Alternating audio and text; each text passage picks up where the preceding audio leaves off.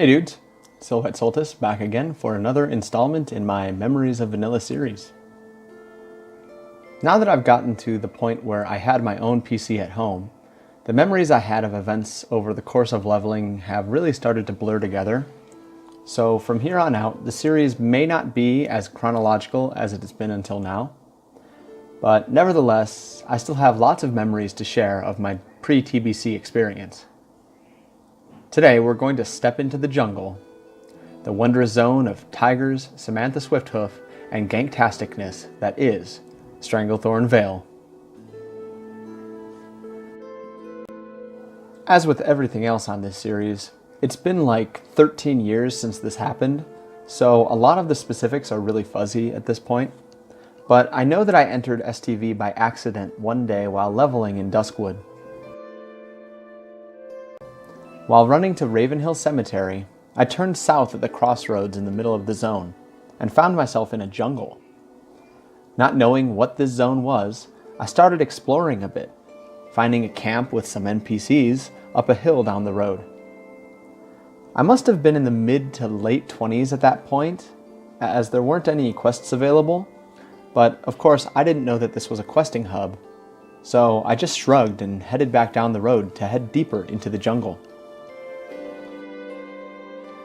Turning right along the road, I passed through the mountainous pass that leads to a rickety wooden rope bridge. As I approached, something caught my eye from the side of the road, a blur of orange and black amidst the grass. And before I knew it, I was dead on the ground, having been mauled to death by a tiger. Now, I probably could have healed through the minuscule damage of a level 30 tiger, or at least gotten out of range if I'd tried hard enough. But being a noob of epic proportions, I didn't. Running back to my corpse, I carefully rezzed as far up the road as I could, as to avoid getting attacked again, and then retreated back into Duskwood without delay. Of course, being vanilla WoW, there was no avoiding this zone, and so when I eventually reached level 30 or 31, I returned to the jungle to begin the quests. My friend, Leica, had since told me about the Nessingwary quests, and that they were just to the right of the main road after crossing the first river, though there were no quests leading there if I remember correctly. When I found that camp of hunters, I was amazed at the sheer number of quests I was able to pick up, something like 7 or 8 at once. Remember, this was way back when quests were few and far between, and your quest log could only hold, I think, 20 quests at a time.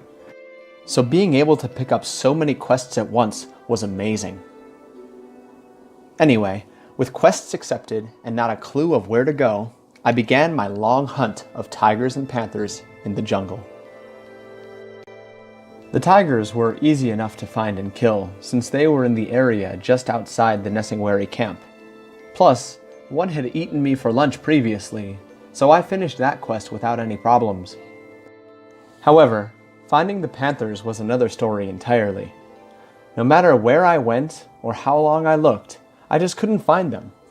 And so, I started exploring again. Heading west along the river and up a hill, I found the area that I had been looking for. Panthers.